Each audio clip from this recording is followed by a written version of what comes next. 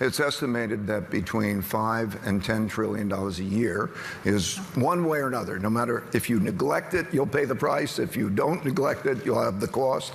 Either way, it's going to be $5 to $10 trillion a year. That's world GDP is $100 trillion. So it's expensive.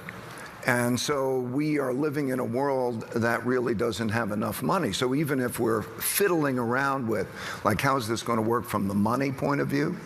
You have to look at who has the money and what are their motivations.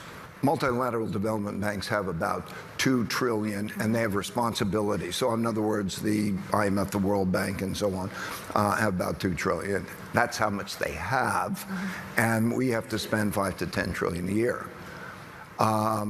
Philanthropists have about $1 trillion a year worldwide, about 500 in the United States. Not much, a drop in the bucket. The biggest pool of money, is large institutional money, about $200 trillion. That's the big pot of money.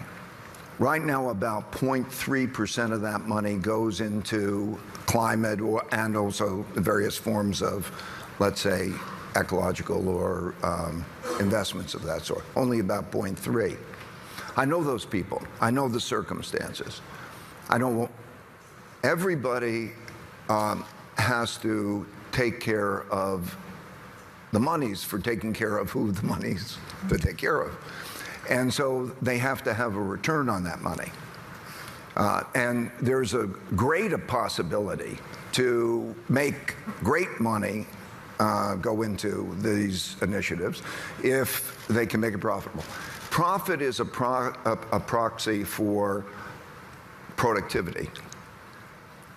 And one of the great things about this conference that probably people really don't have a good sense for, that I was lucky to have a good sense for because of some of the things I do, mentioned in oceans and so on, is there are so many deals going on. Right. We're at a turning point, but the answer is you have to make it profitable.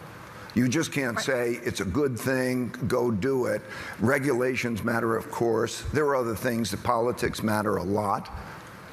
But in order to really turn it loose, it's the creativity that then gets reinforced, because there has to be a financial sustainability, just like there has to be an ecological.